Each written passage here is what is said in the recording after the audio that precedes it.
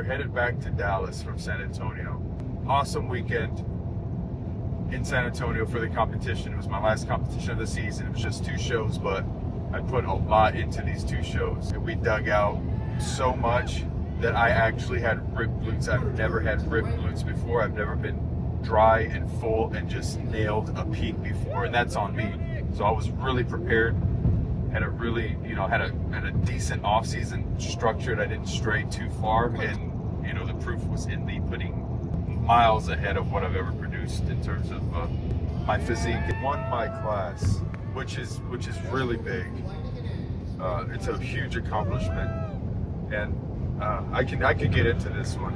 A lot of expectation was I put on myself just with the kind of condition I wanted to bring, and also the fact that the OCB didn't accept any other pro cards. So there's a bit of pressure in my mind that I'm coming in as an amateur, but as a professional from other federations. So I'm like thinking, it's like I need to win this because I have a status, so to speak. I missed the overall to somebody that it was a fair decision. That's competition. You win some, you lose some. It was very close. He was a great looking athlete and deserved it. But that's what happens.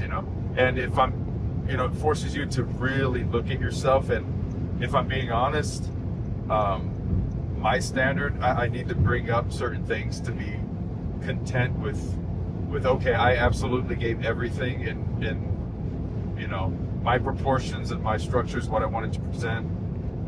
To be able to do that, I need to bring up certain things in my physique to be really satisfied. And once I bring these things up even just a little bit, it'll really help the overall flow of my standard of physique that I want to show. And so this is my first year ever doing classic. I have more of a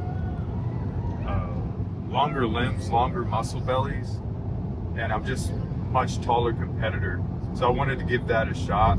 I already have my next phase plan diet from Adam, and right now it's nothing full bore training. I'm gonna let my body kind of dictate what I want to do in the gym and not push it too much. And I'm gonna take advantage of the the insulin sensitivity and just get really good pump workouts, which it means not taking anything to failure, not going full send on the sets for at least like 2-3 weeks.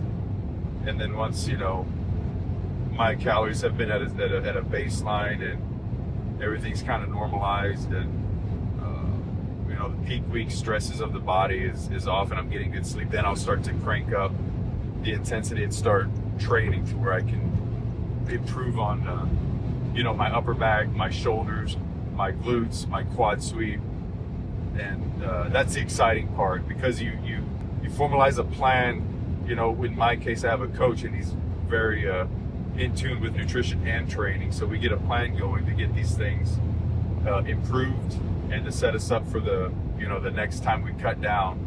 We're just going to be even, I saw the results from this last time, so that's just going to help me be even more locked in and motivated and gung-ho, and just easier to stick to this plan because I know what it produces and it's exciting. You get a kind of a dopamine release every time you think about the process, or you go and do the actions necessary to make these changes, which is every day in bodybuilding. The delts, the improvement of your size and everything, it happens with kind of your habits every single day. How you wake up, how you think, and how you approach your structure every single day. So it is something that takes place right now, all the way until I step on stage again next. And that's the process of bodybuilding. It's just, that's what it is. It's a lifestyle. This was my first year competing in Classic, and this is my first year using a posing coach and actually thinking Classic and thinking, movement and connecting all the dots in Classic. So can I mention you? Sure. Constantine mentioned, it's like, Classic is a really cool look, and it's something that really goes with my structure.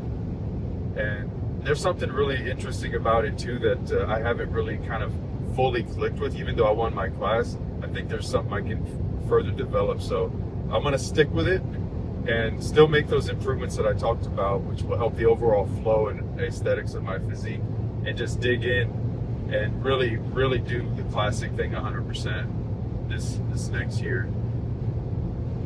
Once you nail classic, you think then you'll graduate back to bodybuilding?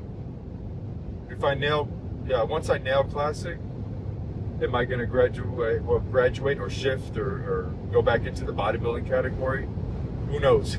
I can't say, because I haven't done it and experienced it and seen it and assessed it. So I think if I nail it, I might just get that positive feedback loop and just continue with classics. But then again, in 9-10 months, I don't know. My mind may have changed, and we'll assess it then.